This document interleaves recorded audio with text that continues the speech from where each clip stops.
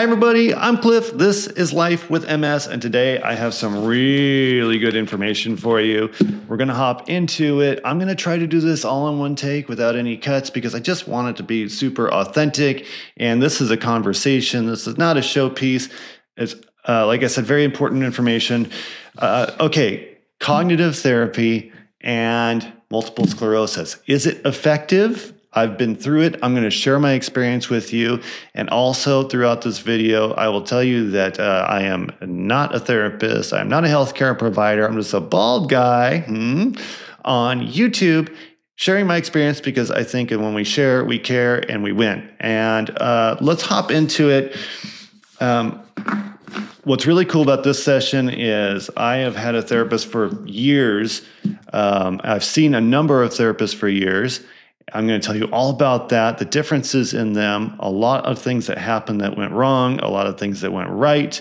And the one therapist that I know and love and is really good with MS helped me craft this video in terms of I wrote a bunch of questions for him. I wrote them out, sent them. See, but I'm not going to cut. I'm not going to cut this out. I sent them over to him. We talked about it. And what this is going to do is give you a tool set of information you can take with you if you decide to seek therapy. You can use some of these questions if you want. And also they're from a therapist perspective and they're from a patient perspective. So it's really the best of both worlds. So if you are newly diagnosed and you think something like cognitive therapy will be effective in helping you, stay tuned. If you've been diagnosed for a long time, never even thought about cognitive therapy and how it might be able to help you, stay tuned because I think you'll be surprised. Now, myself, I was diagnosed in 2018. I've been living with multiple sclerosis pretty much what I think almost my whole life. It just got really bad when I turned my mid-30s and all the way up until, well, now I'm 48. So it's been a long haul. And I've been through a number of different types of therapies, physical therapy, disease-modifying therapies, and cognitive therapies. And I can tell you, after years and years and years of dealing with this, the drugs that the neurologists give me are 5% of the solution. 95% of the problem is dealing with MS day to day. The drugs don't do that.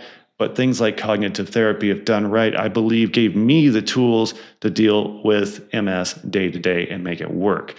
So I have a huge amount of respect for this process. And also, I never thought something like this would be effective for me. But what I learned was like my therapist and he was a really good person at doing this, gave me a tool set, like I said, to like be able to plug and play throughout the day and go, okay, I can deal with this. I'll share some of those tools with you. They are specific to me, so it's just my experience. But what I did is I wrote out a bunch of questions and I sent them over to my therapist and I told him, and he's no longer my therapist because I live out of state. I've moved on, but he's the best in the business, I believe.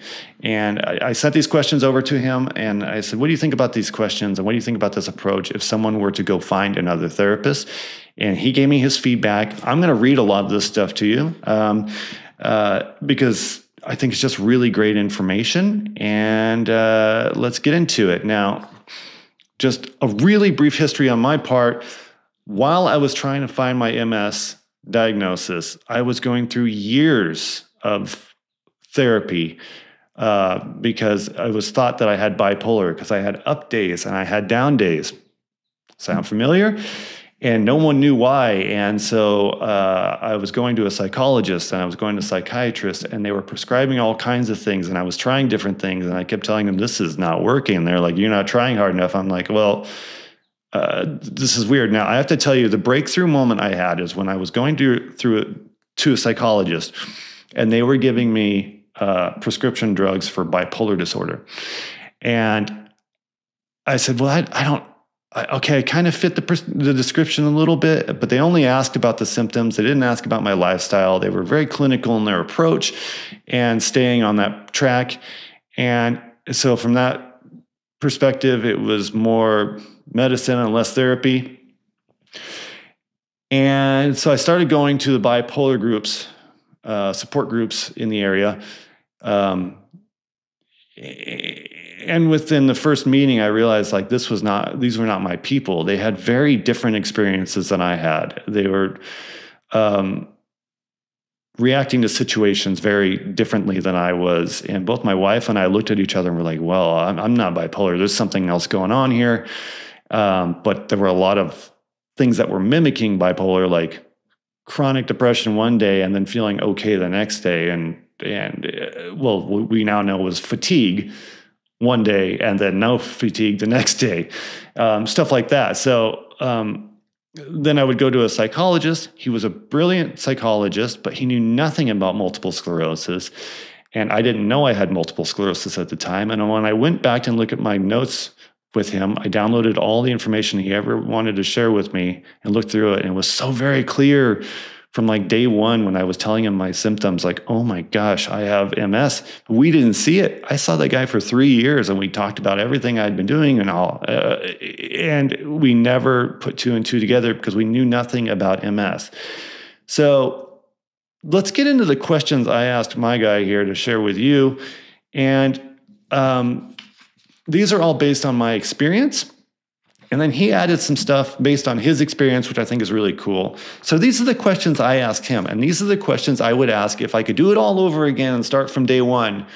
These are the questions I would ask. I would write these down, and I will actually write these down in the description below so you can copy and paste them if you decide to take this journey and go find a therapist.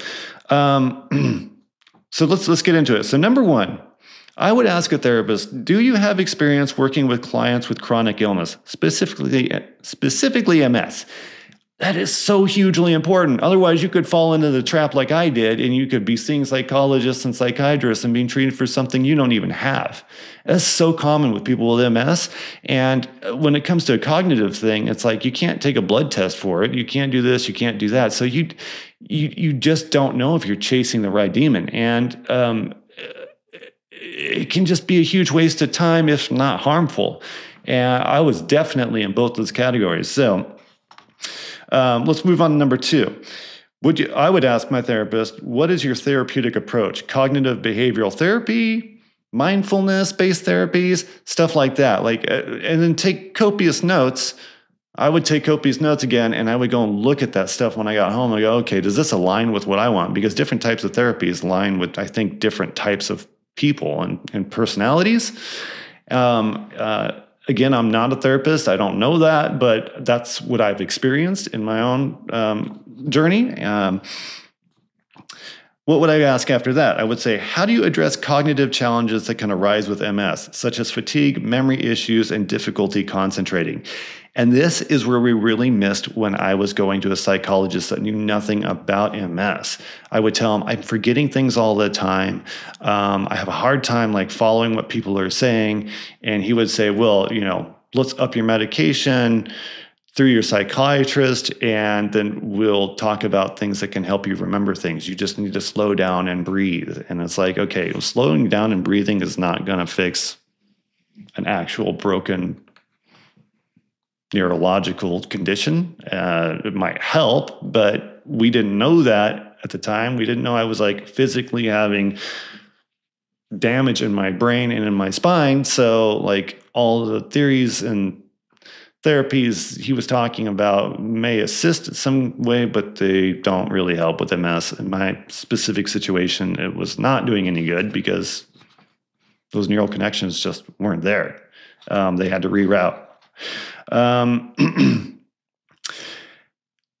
Another question, how do you incorporate stress management techniques into your therapy? And the reason I ask this specific question is I have learned throughout the years that the biggest trigger in my MS is stress. High stress situations will throw me into a relapse. First, it starts with a flare, but really bad situations will throw me into a relapse and actually do damage. And so I'm always about stress management. And so for me, it's important for me to understand from my therapist, what tools are they going to help me provide or build that are going to help with my stress management? And this is the guy that helped me write these questions. He became a pro at assisting me. He really knew me, and he was like, okay, you need to step back. One thing, and I'm just going to give this as a quick example, is he came up with this thing as a 5-second rule. And there was a time when I was first diagnosed, I was having a really hard time responding to people that would say, "Oh, you have MS. I have a cousin who has MS," and blah, blah, blah. And it was like, they clearly didn't understand. And I would just want to say, "No, you freaking idiot. It's different. Like, it's different in everybody, but you can't explain that to somebody who knows nothing about the disease." And I think I would piss off a lot of people because I was very aggressive in my approach. And he said, "You know what? Do the 5-second rule.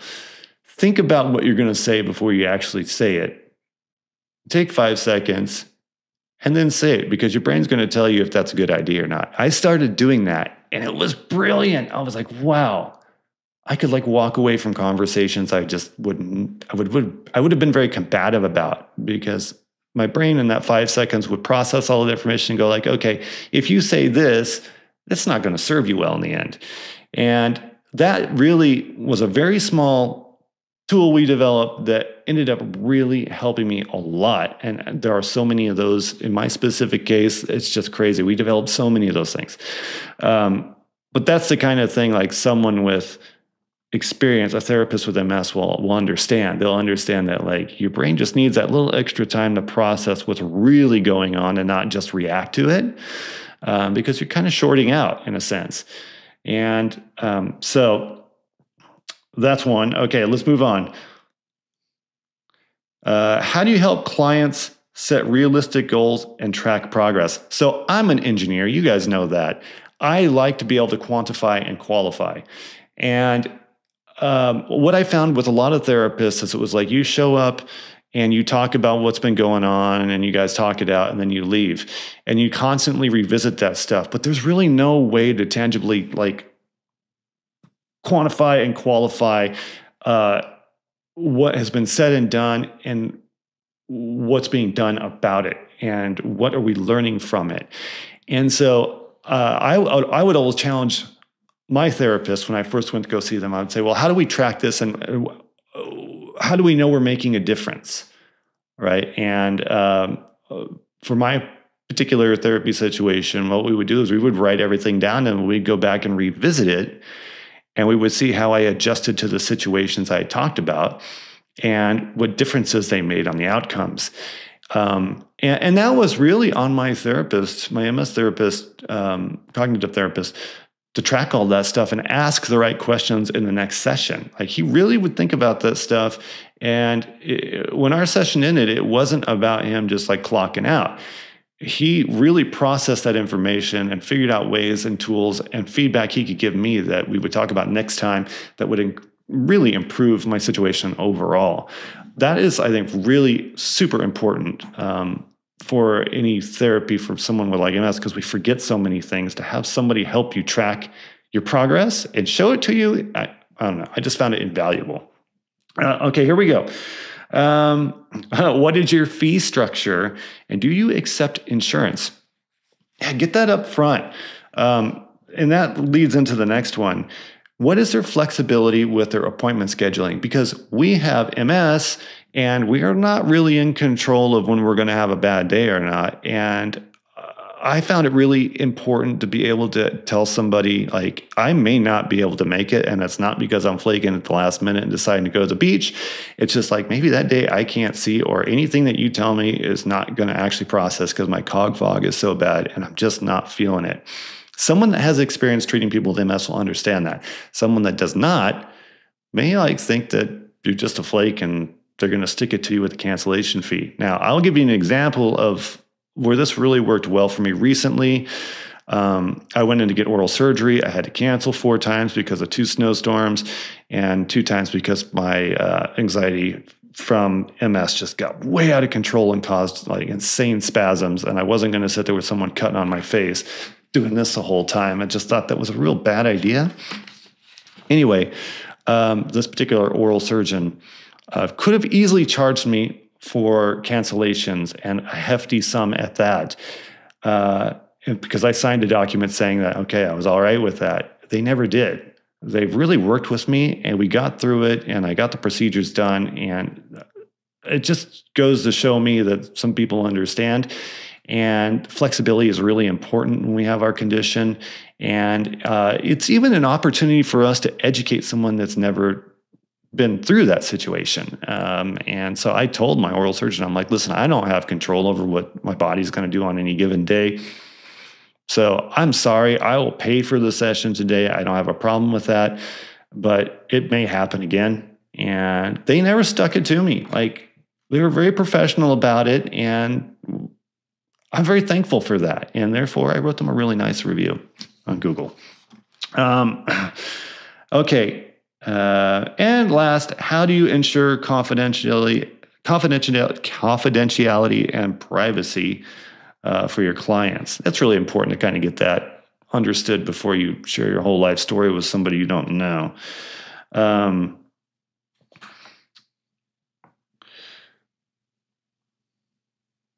Okay. And then my therapist wrote in some questions I think are really good here that you could ask a potential therapist. And he says, regarding their fit with you as a patient, can you describe your therapeutic style? Are you direct, empathetic, or more of a guide? I personally work really well with people that are more of a guide because I'm an engineer. I follow like things that I can see results from based on guidance.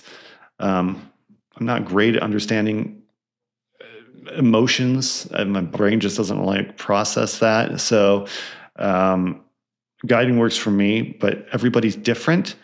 So that's a really important question. You may want to ask, do you feel comfortable working with someone who has a chronic illness like MS? I think that is super important because, well, if they're not comfortable working with that condition that's completely unpredictable, they're not going to serve you well. And I think you both will just end up being frustrated. At least that was my experience personally. And ask them, I would ask again, if I had to do it all over again, can you share a little about your own experiences working with clients facing similar challenges? Like, what have they done for other people that have a chronic disease? They don't even have to have MS. Maybe they have Parkinson's. Maybe they have something else that, acts like MS, bipolar disorder, and, things like that. Now, they can't share information about specific instances. I don't believe so. But they can certainly tell you, like, how they handle situations with other people and be vague about it, but get their point across. And that's something my good therapists have done. And I just got a notification about from Aaron Boster, MD. Hi, Aaron. I don't know if you're watching this or if you watch this, but hi, how are you? Okay. So we've kind of touched on that. And I guess if you find someone that really meshes well, or if I found someone that really meshes with me well, and they didn't have experience with MS, I would ask them if they're willing to learn about it, and I would provide them with resources. And I'm actually going to send some links below that my therapist provided to me. That if you're interested, you maybe can provide to your therapist. If you find someone that doesn't know anything about MS, but you know that like they vibe with you well. If they're willing to learn and work with it, I think it'd be a huge benefit to both parties. So that will be included. Those links will be included below. And lastly, one thing I've learned, and this is one thing my therapist brought up as well, you reach a certain point in your MS cognitive therapy where if you're not progressing and you're just revisiting the same information over and over again, it's time for you to find a different therapy group. And I found that to be true with me. Like, I had to step outside of personal, private information with my MS therapist and pursue more of a community-based thing where I was around a support group and we could talk about our specific situations and share information, like local support groups, like I said. Because you get stuck in this feedback loop if you're only talking about your MS with your therapist all the time. And so I'll tell you, I worked with this specific really good therapist for 2 years, and we developed really great tools to help me deal with the day-to-day with MS. And it was rough. I'm not going to lie about that. There were a lot of really low points and some really high points. But at the end of that 2 years, we decided like we would go into our face-to-face meetings and we would say, I think we've done our job here. Like, we're just revisiting the same thing over and over. and it's time for me to move on, almost like I had graduated. And he shared what he liked about working with me as a patient, and I shared what I liked about working with him being my therapist, because it was just really great feedback. And it really showed me that he had learned a lot about me, and I had learned a lot about his process and stuff I could take forward and share with you guys. So the cognitive therapy is still something I use every day. Now, if you've been watching my channel, you know I'm going back and forth between different disease-modifying therapies because some aren't working for me. Ocrevus is not working for me. Kesimpta doesn't seem to be working for me because of the respiratory infections. But the tools I developed with a great therapist work with me every single day, and I use them every single day. There are days I just step back and go, okay, I need to like dig deep and go to my toolkit. And the more I use them, the more they become second nature. And that took years. It took years to like not let my brain just fall into lizard brain mode and default to just like irrational reactions to things. But to go to that toolbox and go, okay, we know how to fix this problem. We need to organize some stuff and get this set up. And that has served me very, very well. So again, the cognitive therapy helps me with the day-to-day. The medications help me fight the disease, but the cognitive therapy helps me deal with the disease. So there's a lot. I may do another video about this. I realize I'm rambling on a little bit. I'm very excited about this because it was just so beneficial for me. I hope that if you're challenged mentally with this disease, I think we all are, look at it, but find the right therapist. It's so important to find someone that's willing to learn about the disease and can work with you. Like I said, I've kissed a lot of frogs to find the right guy, and I think I just got lucky finding the right therapist. I was in the right place at the right time. Contact the MS Society, one of their navigators. They might be able to help you if you're looking. And I put some resources in the links below. Hopefully that will assist as well. This is definitely something we will continue to touch on, especially as things get really rocky with the economy and what's going on with our administration at the top.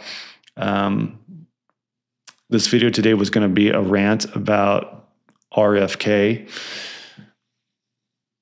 having a conversation with someone else and preaching the awesomeness of fast food while eating French fries and having a huge milkshake in front of him. And if I think anything we as Americans need to do is we could really help a lot of our situations by just eating healthier. I mean, look at the rest of the world.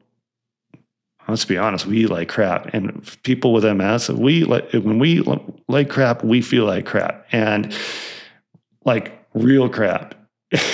And then we project that on other people. And so as much as I wanted to go on a rant about how wrong I think what's going wrong at the top is right now, that's for another day. I wanted to give you all some tools to take away and possibly improve your day instead of just rant about something that we're all dealing with right now that we can't really do much about until we figure out how to do something about it. But as far as the cognitive therapy goes, that's where we can develop tools and make a difference for ourselves, which is super important. So I'm going to get off my soapbox now. Thank you much. Thank you everybody for watching. I think I did get this all in one take. If I did, I'm super excited. I'm Cliff. This is Life with MS. I'd love to hear about your experiences. Comment below. Again, all the information I talked about is going to be in the description below. Like and share this video if you found it helpful. And have a great week. I'm out.